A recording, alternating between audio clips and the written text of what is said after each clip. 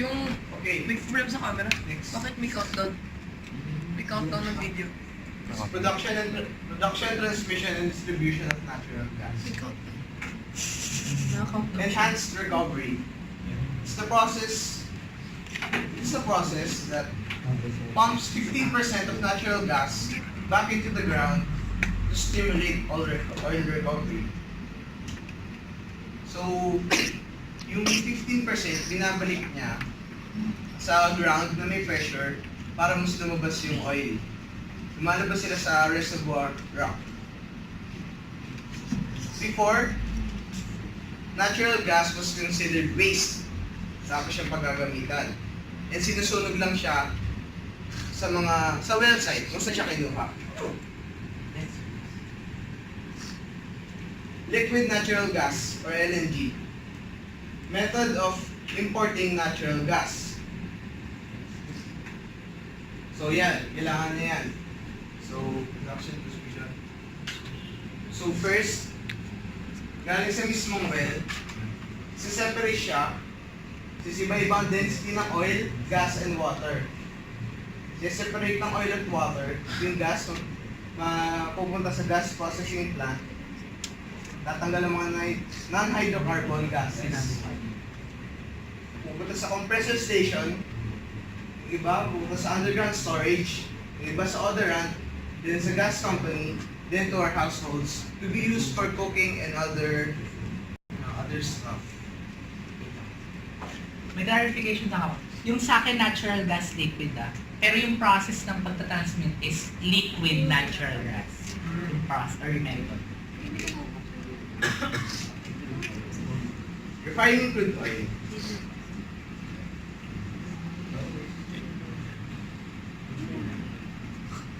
Like Pepe said, crude or crudo.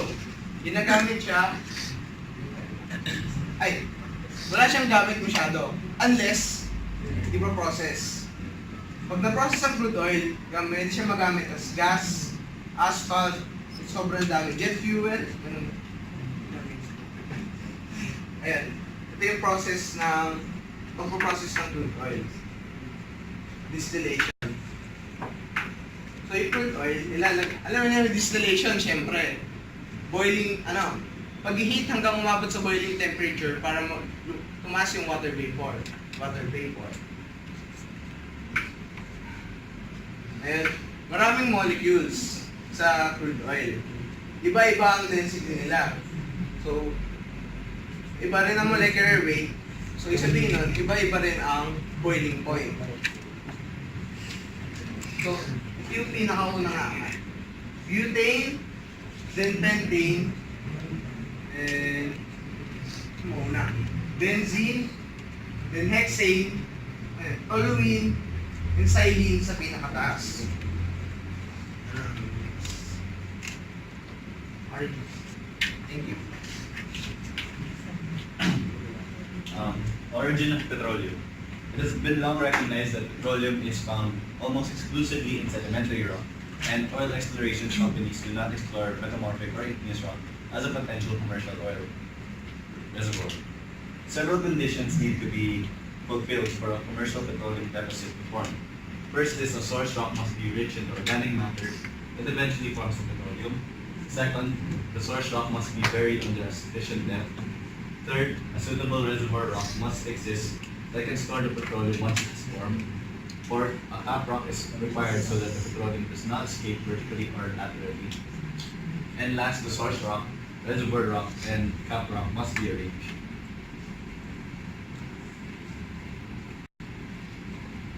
Source rocks for petroleum form in the oceans or continental seas and contain organic material like plankton and algae.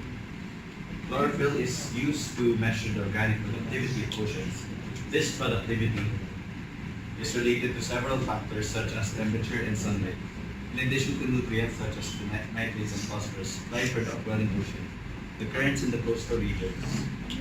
These high productivity regions are not necessarily the site of future petroleum deposits, since the preservation of organic matter will depend on how many other factors, such as the sedimentation rate and whether this organic matter. matter becomes oxidized or melt. In addition, suitable reservoir rocks must be also present.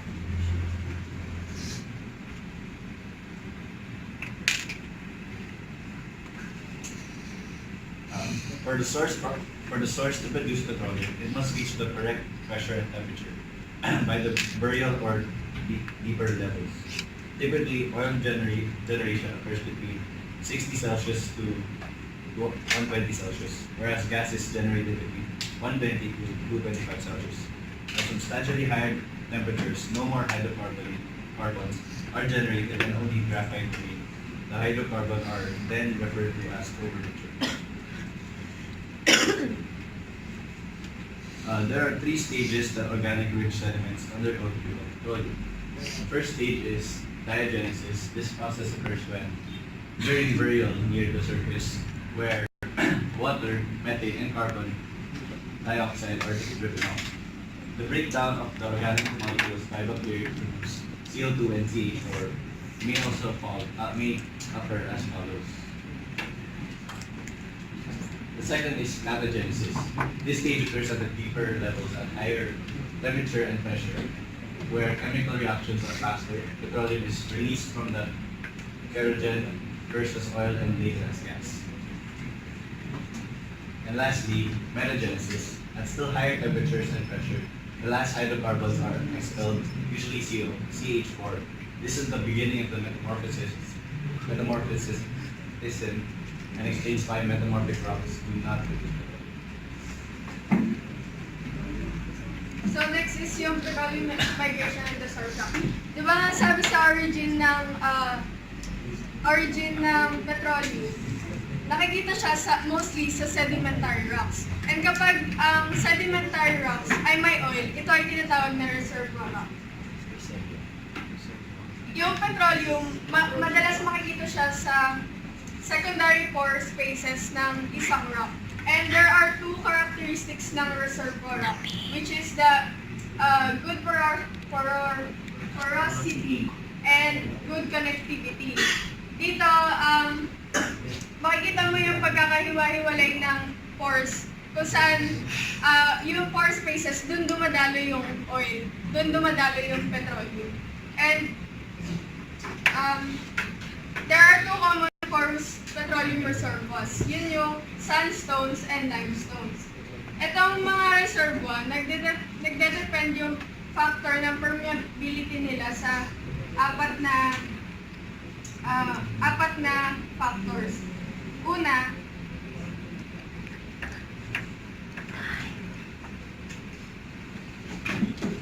dito, makikita natin, may mga malalaki siyang spaces, dyan dumadalo yung petroleum. And sa pangalawa naman, may tinatawag na mineral cement. Dito, nare-reduce yung porosity kung saan nalilitan yung spaces kung saan pwedeng dumalo yung petroleum or oil. Tapos dito naman, well-sorted yung mga pores kung saan mas maraming way kung saan pwedeng dumalo yung oil. Ang kaso lang ay mas malalaki yung pores, kaya hindi gaano makadaloy. Tapos dito, maliliit niya, kaso masyado naman silang dikit-dikit. So they are poorly sorted. Kaya hindi rin gaano makadaloy yung oil. So kung titignan natin, sa kanilang apat, dito mas magandang sa gantong sandstone or limestone, dito magkakaroon ng good permeability kung saan ito ay merong good porosity and good connectivity ng pores. Next is petroleum traps.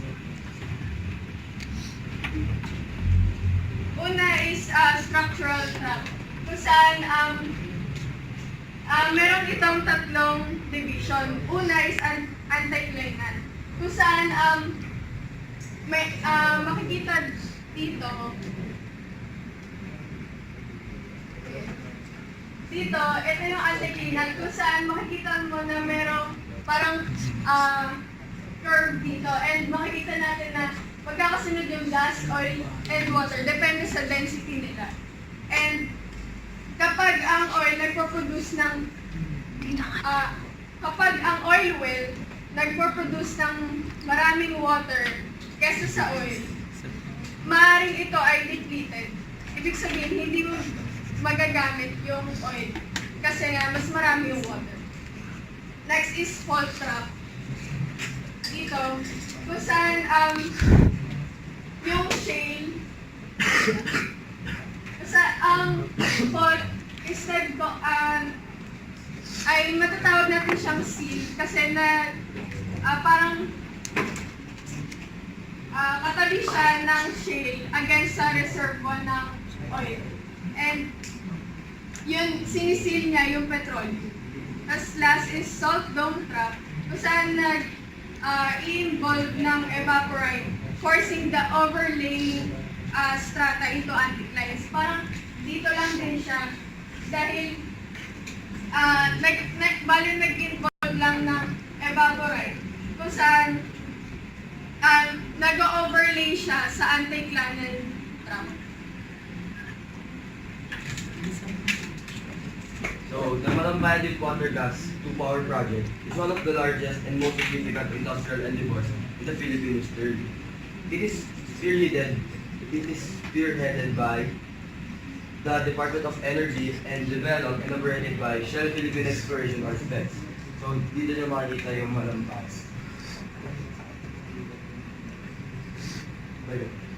In 1989, a relatively large field was discovered in offshore northwest Palawan when Oxy drilled the Cabagoan well.